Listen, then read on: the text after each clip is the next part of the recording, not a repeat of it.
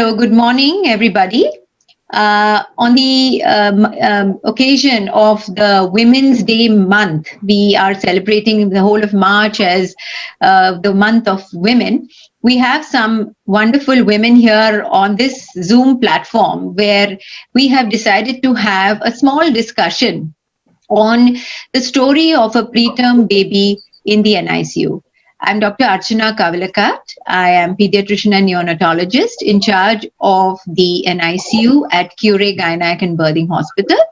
At Curie, we have an NICU which helps us look after all the tiny babies that are born in the NICU.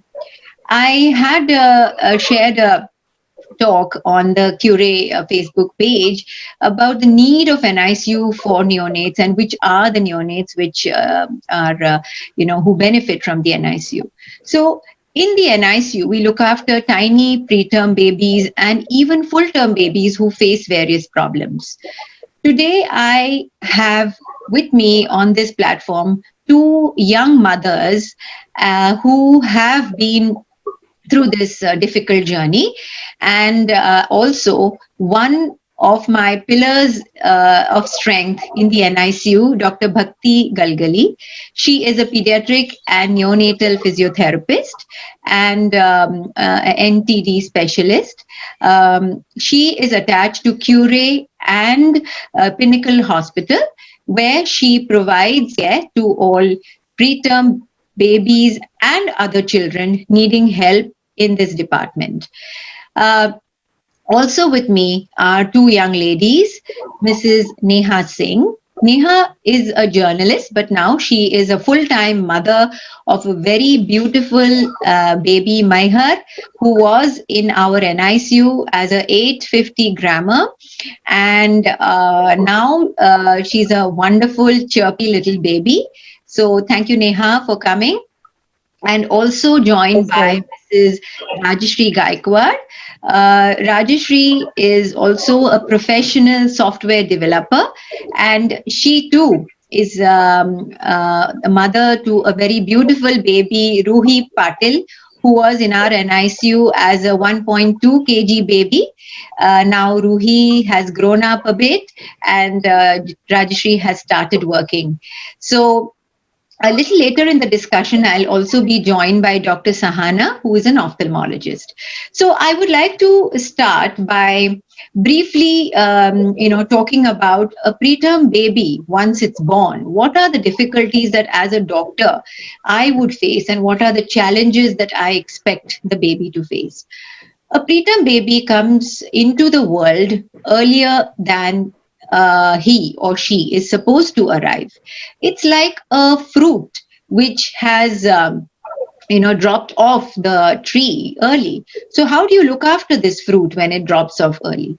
You take care, keep it at the correct temperature, keep it in the correct environment, and see to it that no fungus or tree bugs or plant bugs affect this fruit, and this fruit uh, gradually goes to a stage where it is ripened, good enough to say that yes, this has achieved full development.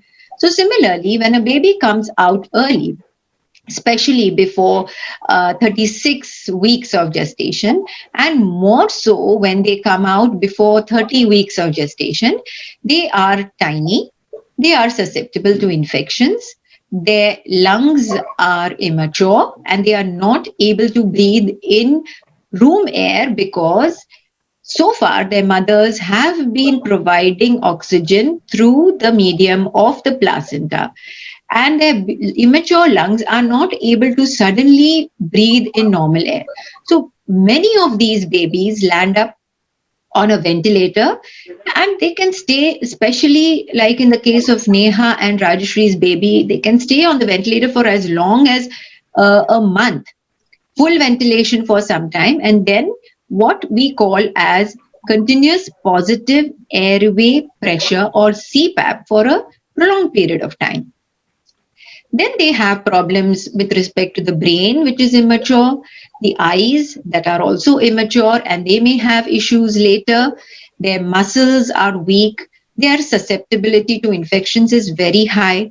And primarily, one more important thing that I want to share is that their intestines are immature. And because their intestines are immature, we have to be extremely cautious when we introduce feeds.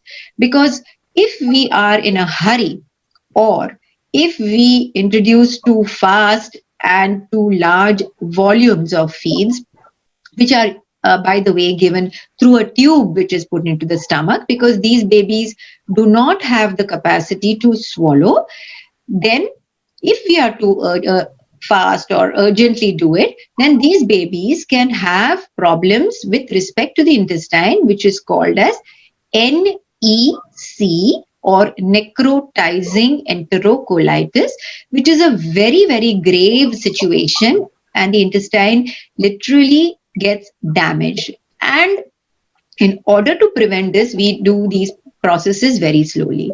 Apart from that, immature kidneys and immature livers, jaundice, are the various other problems that we face. Uh, I have to begin with the most important question that I would first like to bounce to Neha after this brief introduction is that, Neha, what was the reason why you had to go for a cesarean early? Can you tell us why you were taken into the OT early? It was not cesarean, ma'am. It was normal, but Okay. yeah, it was normal delivery. Actually, I started getting pain, labor pain, when suddenly in the night. So I wasn't prepared for it, and I wasn't knowing that this is actually the labor pain, because this is my first pregnancy. I was not sure what is going on. I just thought maybe it's acidity or something. I don't know. So I asked my husband. In the whole night I was in pain, and I asked Amit, my husband, to take me to the hospital.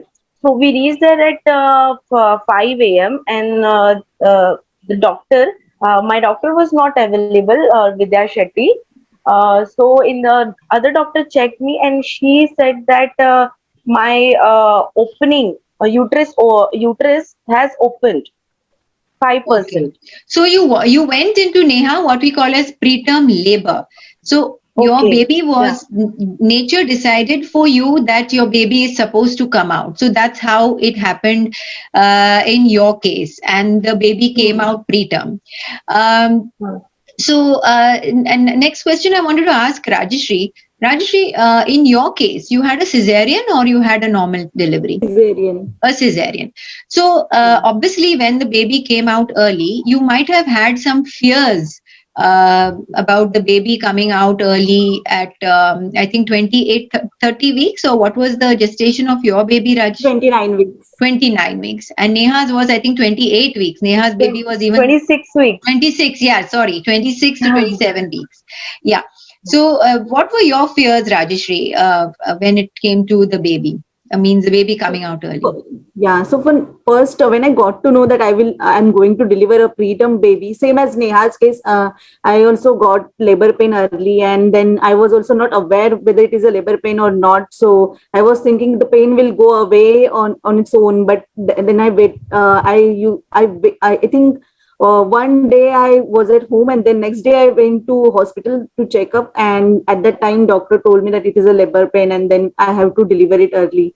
So at that time I was really really shocked, first of all, and I started crying. Then when I delivered, I did not get chance to see her face because they took her to the NICU first. Then I was really shocked at that time because I was not at all prepared for all this situation, because otherwise my pregnancy was going very smooth, very smooth. I did not had any problem.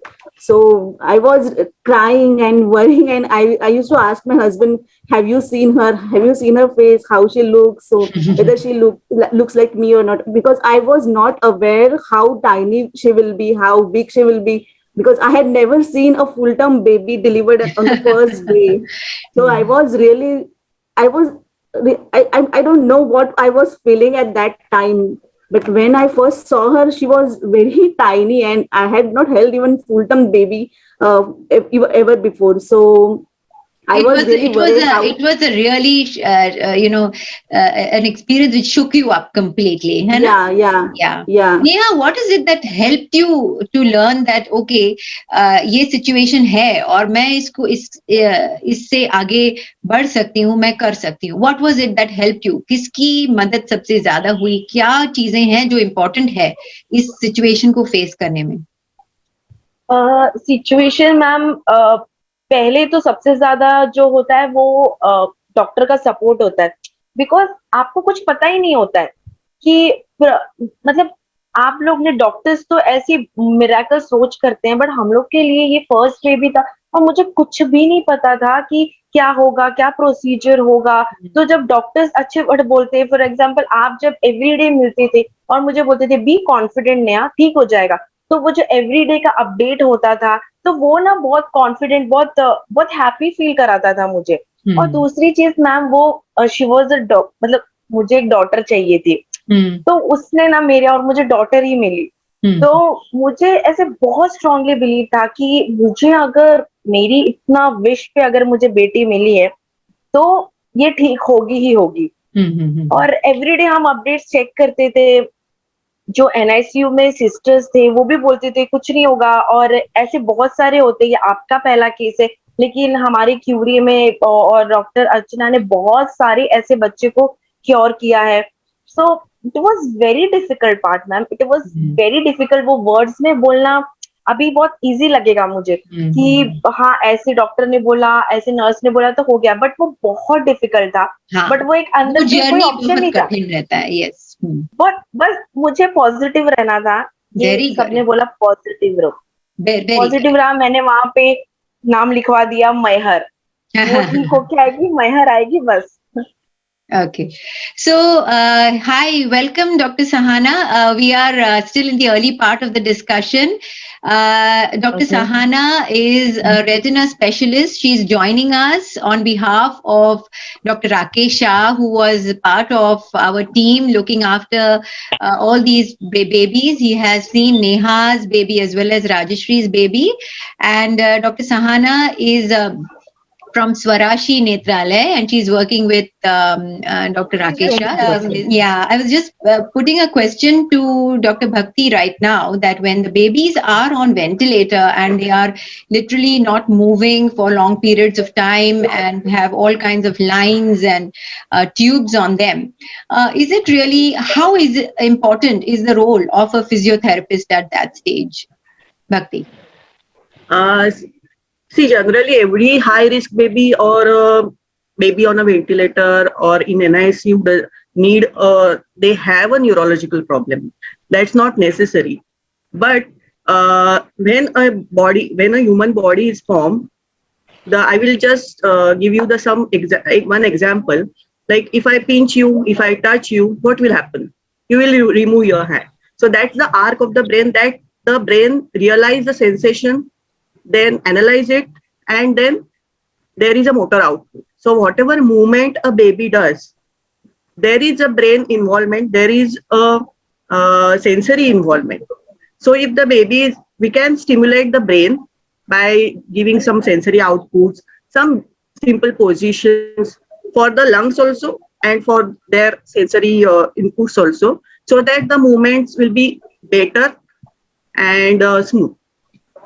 Okay, so it is very important to get a physiotherapist on board early, so that later their future in terms of muscle movements right, which involves sucking and doing things that babies usually do becomes easier.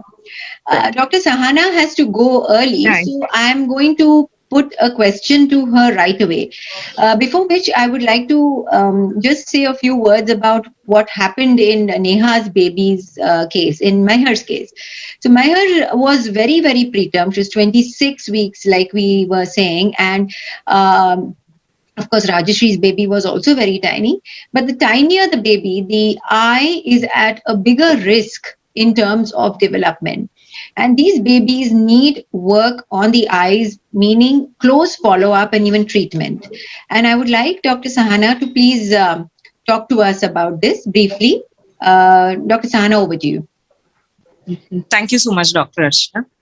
So, like I was previously saying, the retina of the eye develops completely at 9 months, 15 days post gestation. So, the kids who are born really premature, they have a part of the retina which is not vascularized. So, a part of the retina is vascularized and a part of it is not. So, the blood supply is not completely developed. So, in By between these two vascularized, I'll areas, interrupt you, Dr. Sahana. By yeah. vascularized means the normal development where the blood vessels move Yeah. towards the entire surface of the retina, correct? Yeah, exactly. So, because there is a zone in premature babies which is completely not developed, in between these two areas, they can develop few abnormal blood vessels. These abnormal vessels can tend to bleed or it can tend to just pull off the retina. So, these can cause complications in the long term, which can lead to blindness of the baby. So, in retinopathy of prematurity, what is more important is the timing of diagnosis and how we go about it, and frequent follow up and screening and treatment if required. In the early stages, all we have to do is if there's a tiny ridge demarcation between these two areas, all we do is wait and watch how and when it is growing. So, Okay, most of the kids. please proceed with the presentation. Yes. So this is a small video to educate why ROP screening is important.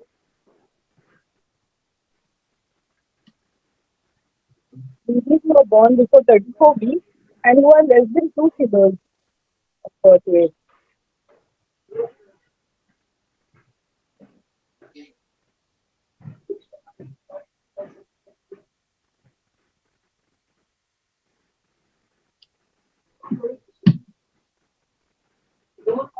The screening has to start as early as 1 or 2 weeks after birth in the NICU itself.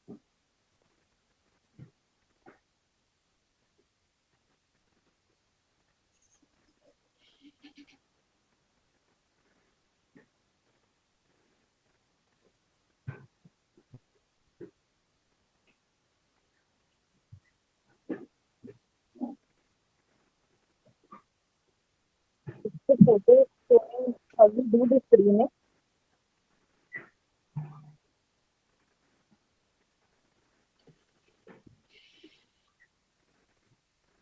This is important. The retinal examination has to be done within 30 days of birth.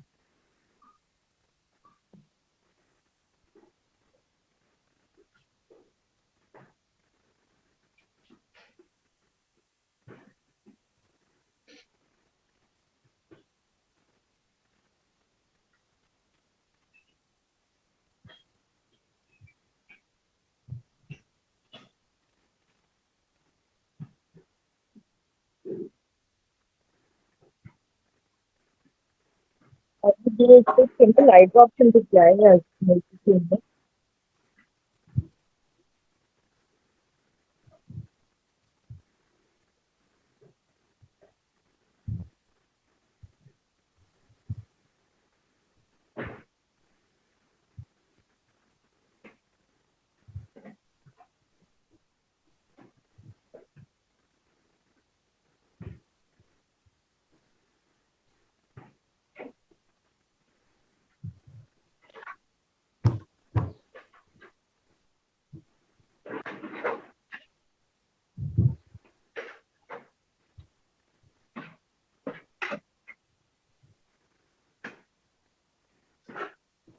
I'd like to share few of our photos too.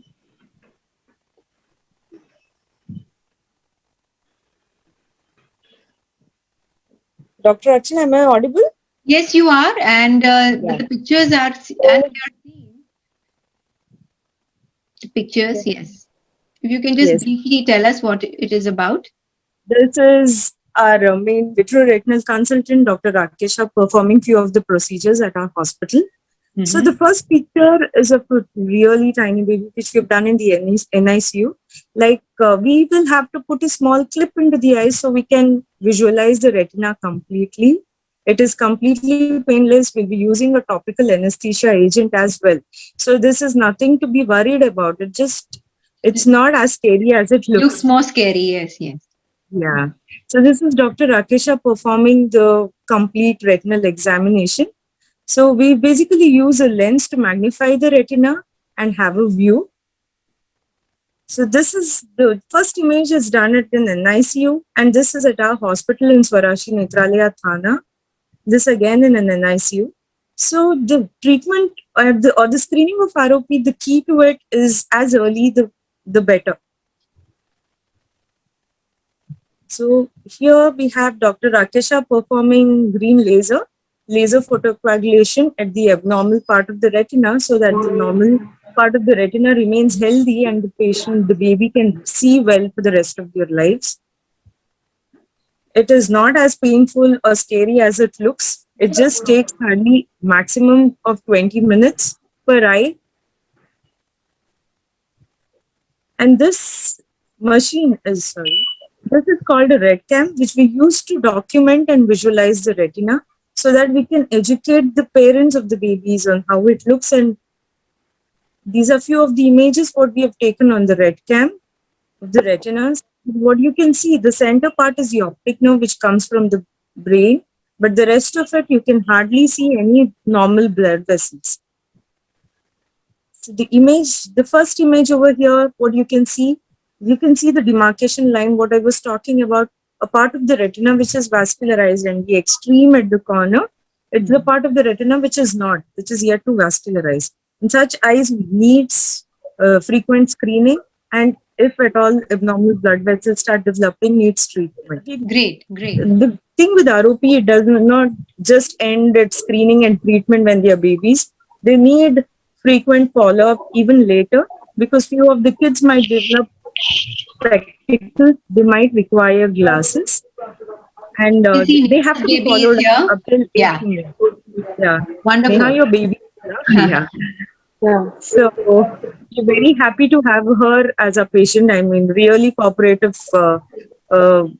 parents as well, where they have actually listened to sir with whatever he had to tell them and gotten all the treatment done at the right time.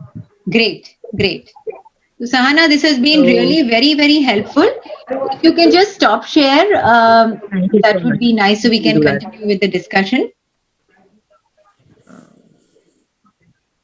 Yes. Thank you so much, Dr. Archana, for having me here. With us. Yeah. Thank you so much. Thank you very much. Thank you, everybody. So we proceed with my next question to Dr. Bhakti. What is the importance of following up these babies after birth for in terms of their development? In NICU, we already treat the parents. We teach the parents about the positioning, about the exercises, and as the child progresses age-wise, the milestones there are different milestones, there are different stages of development, sensory wise and motor wise. So the exercises also change according to the stage of the child, and there are choices of toys or different set of toys that is required at different stages of the life.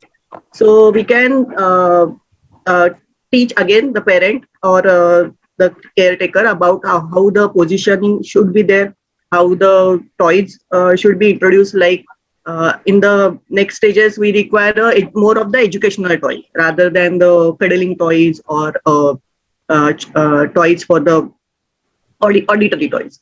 So that we can suggest the different set of toys or different exercises, different positions. There are some signs that a child might show a delay in the sensory as well as a motor development, like if there is delay in the motor milestones, if there is improper eye contact, if child is not gesturing common gestures like waving, pointing, etc.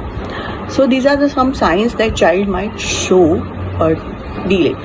So but I always suggest parents that don't wait for the child to show these signs. You always do a regular follow-ups with your therapist, because a pediatric therapist see a child as a whole. Child is gross motor skills, fine motor skills, language skills, as well as a social interaction of the child with the environment.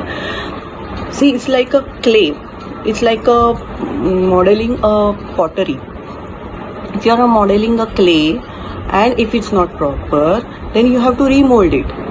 So if you from the beginning, if you do it nice clay pottery, the pot will look very beautiful, and you don't have to do the आपको फिर से pot clay पूरा ये करके pot बनाने की जरूरत नहीं. Different things. I think when to follow up, etc., is best decided by the therapist on the basis of Yes. the progress of the child. Yes. I wanted to ask a question to Rajeshri and Neha. Neha, first you. What was your experience with kangaroo care and when it was started in the NICU? Tell me a bit about it. Kangaroo care, ma'am, doctor told us, मतलब advance में ही doctors और sisters ने बता दिया था कि you will have to take your baby और अपने naked chest पे उसको लेकर बैठना पड़ेगा. तो पहले तो मैम मुझे पता नहीं था कि ये कैसे ट्रीटमेंट कर सकता है. तो ट्रीटमेंट तो डॉक्टर करेंगे, ये कैसे ट्रीटमेंट, ये ऐसे ही होगा. तो I researched a lot about it and I found out that it is very effective. और इससे जो है, और आपने भी एक्सप्लेन किया था कि इससे जो मदर और बेबी का जो एक कनेक्शन है वो भी बॉन्ड होता है. दे आर विलिंग टू, मतलब वो खुद से अंदर से फील करते हैं कि मुझे कनेक्शन बना है, मुझे ठीक होना है. उनका भी विल पावर बढ़ता है.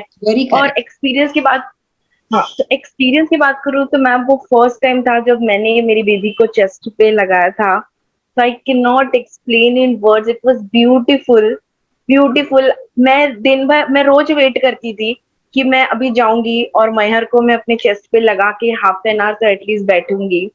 और बस बहुत अच्छा लगता था और इट रियली हेल्प. उसके बाद हम वेट चेक करते थे, उसका वेट अच्छा बढ़ने लगा था उसके बाद, कैंगरू इफेक्ट के बाद. So this is the major use of kangaroo care, not only in terms of the emotional, mental bonding, the growth of the baby also improves, sucking and all the milestones also start improving. Rajeshri, tuja baby made, in your baby, we had to give blood transfusions. So were you a little worried? Why blood? Because blood transfusion, everybody gets scared. Can you tell me a bit about that? Yeah. Actually, when I first heard that she needs a blood transfusion, I was like, what? Why? Then I started crying, but at that time you said no, it is needed. It will give her a boost little bit because she was not sucking properly. She was not taking milk properly. She used to get tired very easily. So you said no. If we give blood transfusion to her, then she will start sucking.